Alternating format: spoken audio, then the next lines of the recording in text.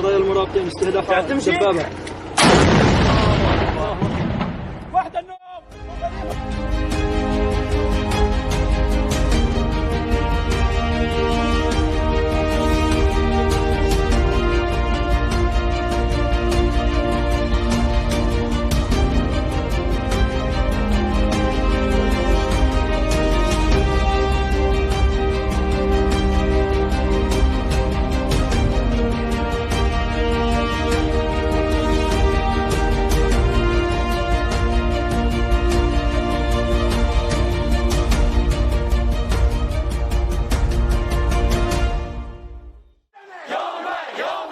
Protests continue in Myanmar following the February 1st military coup.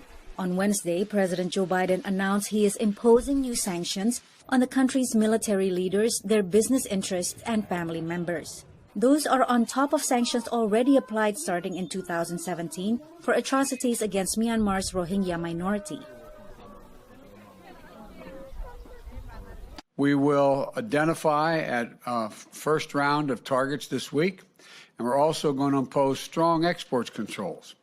We're freezing U.S. assets that benefit the Burmese government while maintaining our support for health care, civil society groups, and other areas that benefit the people of Burma directly.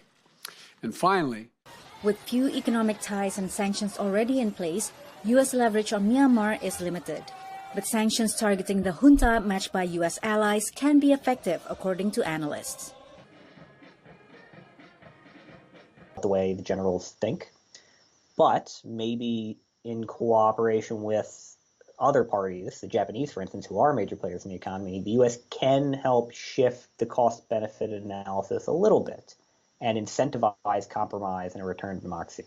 But if we think that we're going to slap sanctions and Min Aung Hlaing is going to say, I'm sorry, we are mistaken. Washington is working with regional allies, including Japan, India, and the Association of Southeast Asian Nations, or ASEAN, who have signaled their support for U.S. outreach to Myanmar. Continue engagement, prevention of isolation of Myanmar, and to have U.S. Play a constructive role in trying to reach this broad consensus, right? This is the ASEAN way. The Myanmar coup followed accusations of democratic backsliding in the region, including in Brunei, Vietnam, Laos, Cambodia, and the Philippines.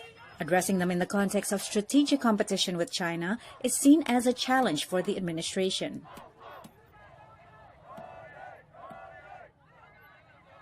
How do we compromise and play the long game and keep channels open, even with regimes that we object to? How can we do that and back off of an absolute declaration of principles in order to compete with China while still claiming that the grounds of our competition with China is in some way ideological? So the Biden administration has to find... The U.S. has been criticized as hypocritical for sanctioning countries after a violent siege of the U.S. Capitol by supporters of former President Donald Trump, who falsely claimed the U.S. presidential election was stolen. The same pretext the Myanmar military used for the coup.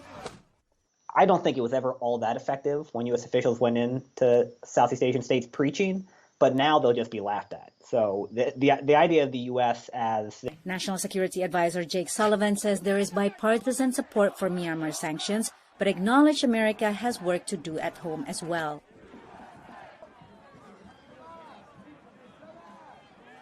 Pulling our country together, revitalizing our own democratic foundation, building more unity, as President Biden has talked about, that will be an important part of us operating effectively in the world. But when it comes to Burma specifically, analysts say some allies may question U.S. resolve in the region, given Washington's foreign policy shifts with each new administration. Patsy Widakuswara, VOA News.